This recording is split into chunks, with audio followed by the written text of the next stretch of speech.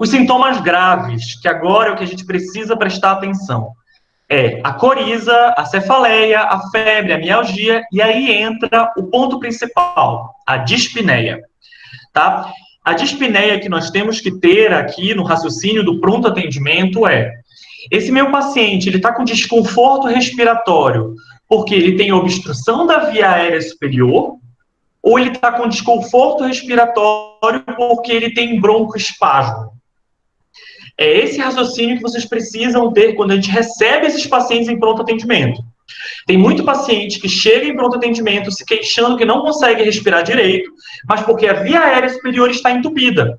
E a melhor forma é você ver se ele está respirando pela boca, se ele tem ressecamento, se ele está bebendo mais água do que necessário, e fazer a nossa bela e mágica ausculta pulmonar.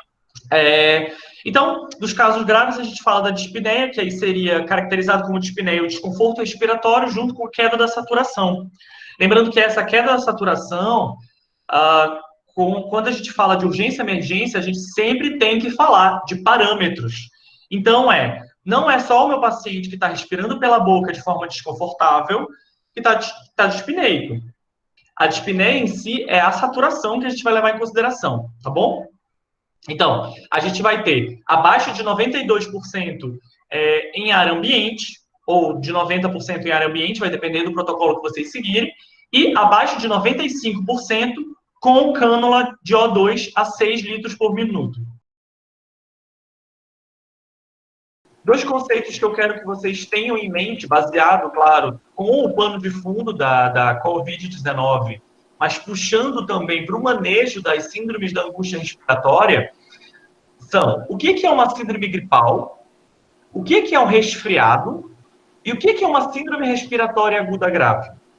Quem são essas três entidades que nós precisamos discutir? A primeira entidade, que é o resfriado, é o comprometimento viral de vias aéreas superiores sem comprometimento de vias aéreas baixas.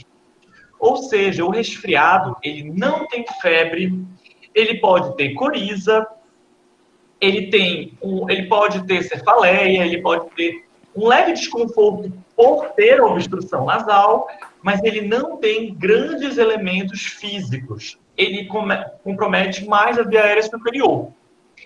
Quanto à síndrome gripal, ou seja, a gripe, ela não. Ela vai ter febre, ela vai ter desconforto respiratório e ela vai ter elementos de comprometimento dessa respiração. Por quê? Esse vírus, ele está comprometendo vias aéreas baixas. Então, a ventilação pode até estar sendo feita, mas não está sendo efetiva, ou seja, ela não está sendo eficaz no resultado dela, tá bom?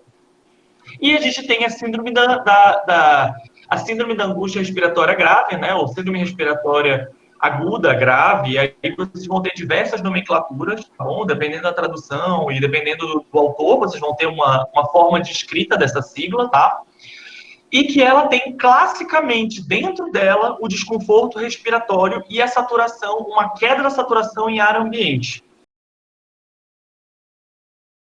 O ponto mais importante, então, no reconhecimento da síndrome gripal é a febre. Isso. Então, a febre é um elemento, só que a gente tem que lembrar que pacientes idosos, acima de 60 anos, eles não tendem a fazer febre tão comumente. Então, a gente tem que estar atento ao escutar esse paciente para ver se tem comprometimento de via aérea inferior e, além dessa escuta, investigar quanto tempo de evolução ele está tendo. E aí, o que vai diferenciar o quadro gripal da síndrome do desconforto respiratório é a dispneia.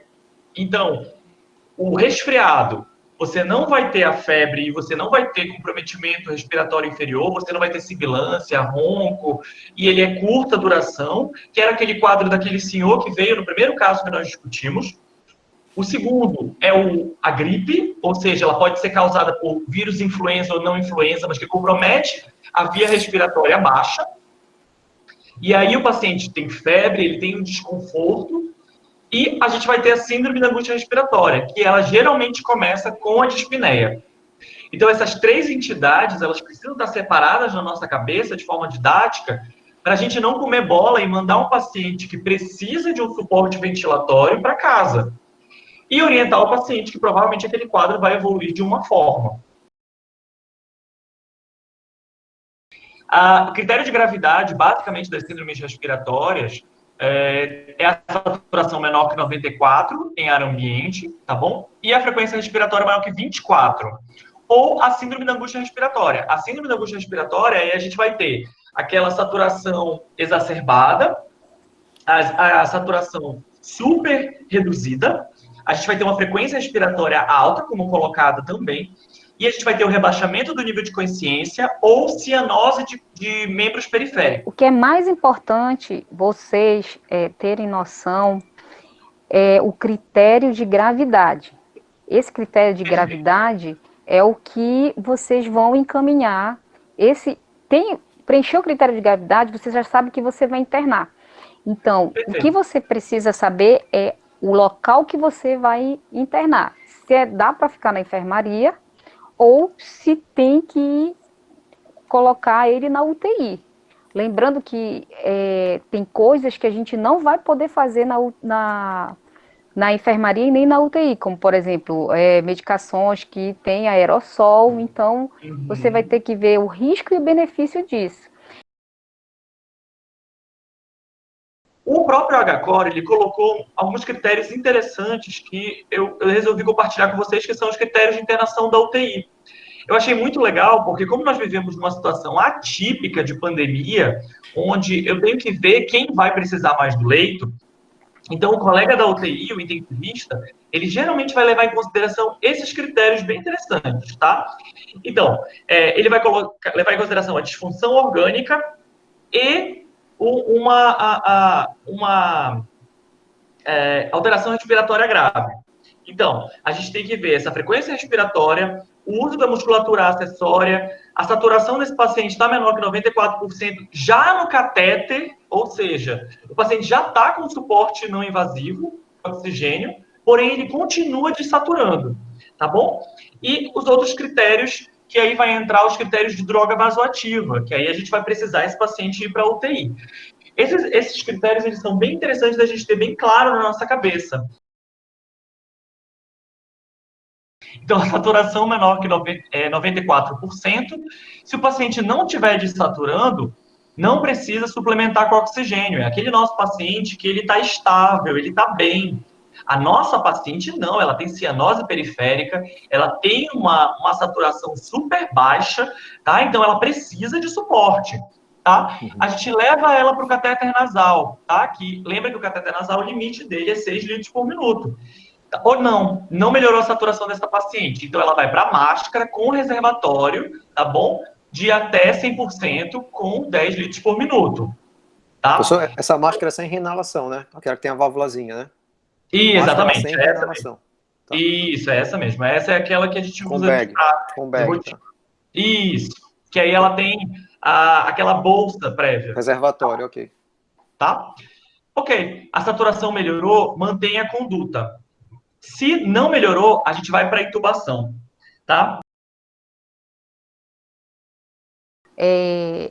A intubação deve ser feita pela pessoa que tem mais habilidade e mais rapidez, tá? Não é o momento de eu vou ter um tempo, porque a gente, treinar. Se não tivesse, exatamente, não existe possibilidade de treinamento. Se não tiver o circuito fechado, completo, a gente não vai poder ambusar, né? Então, é um paciente que é sequência rápida de intubação, é curale, né? Então, é bloqueador neuromuscular. Então, quando é que a gente vai poder ambusar esse paciente? Se a gente tiver máscara com reservatório fechado, né? Com bolsa, ou então se tiver todo o circuito fechado, que é o que é mais conhecido como traquequé, né? Então tem que ser muito, muito rigoroso nisso, porque nesse momento, a pessoa que não tiver capacitada com certa agilidade, não for ágil, ele vai estar contaminando todo mundo que tiver ao redor dele, inclusive ele. Lembrando da pré-oxigenação, só se tiver todo o circuito fechado, tá? Se não tiver, não faz. É por isso que a USP, ela não preconiza essa pré-oxigenação, porque nem todos os setores vão ter. Exatamente, não vai estar pronto o sistema todo, né? Então, porque não dá para a gente colocar o sistema todo pronto, porque tudo tem que ser aberto no momento que for utilizar, porque se a gente deixar aberto, vai ter contaminação. Então, a gente está levando um material contaminado para dentro do paciente. Perfeito. Que é o que a gente não pode. Se o paciente tiver os sibilos criptantes localizados e espalhados, aí sim a gente pode considerar o broncoespasmo grave, tá bom? Esse broncoespasmo grave, gente, é o que acaba levando aquele shunt que a gente falou lá no início, que acaba levando a gravidade do paciente com o Covid-19. Tá? Então, você tem o broncoespasmo, diminui a ventilação e aumenta aquela quantidade de sangue que não está sendo oxigenado, que não está sendo feita a troca gasosa, tá bom? Então, e aí o que ele faz? Aí, minha setinha, tá? Ele orienta nunca nebulizar esse paciente e aí a gente tem que começar a pensar na acidose respiratória após a primeira hora do início da terapia, tá? Se ele tem essa acidose, através da gasometria que nós já solicitamos, a gasometria arterial, a gente passa a pensar no broncoespasmo grave, tá bom? E aí a gente começa a poder relacionar esses dois elementos aqui, tá? Então, na verdade, esse fluxograma é só para explicar para a gente quando eu tenho que começar a pensar no broncoespasmo grave. Eu mantenho o tratamento se não tiver nada alterado. Então, eu deixo ele na ventilação com a sedação, tá bom? Tá? Além disso, eu não posso usar nebulização nesse paciente. Eu tenho que tomar cuidado com algumas coisas, tá? O magnésio, a gente tem que iniciar ele de imediato, porque ele ajuda muito no sistema imune respiratório. E ele ajuda também nesse controle dessa acidose respiratória. Então, a gente pode lançar a mão dele no início precoce, tá bom? Lembrar, com relação ao broncoespasmo, uma coisa muito simples. Antes de mexer no parâmetro do ventilador, a primeira coisa que você tem que fazer é examinar o paciente. Ao escutar o paciente, ver como é que ele está, ver se aí depois disso ele está em broncoespasmo, vai fazer as medicações para broncoespasmo. Se ele ainda persistir, aí sim que você vai ajustar algum parâmetro no respirador. Caso não funcione, provavelmente o respirador não está ciclando, aí vai ser o último passo de trocar o respirador. Mas o primeiro passo é você examinar o paciente.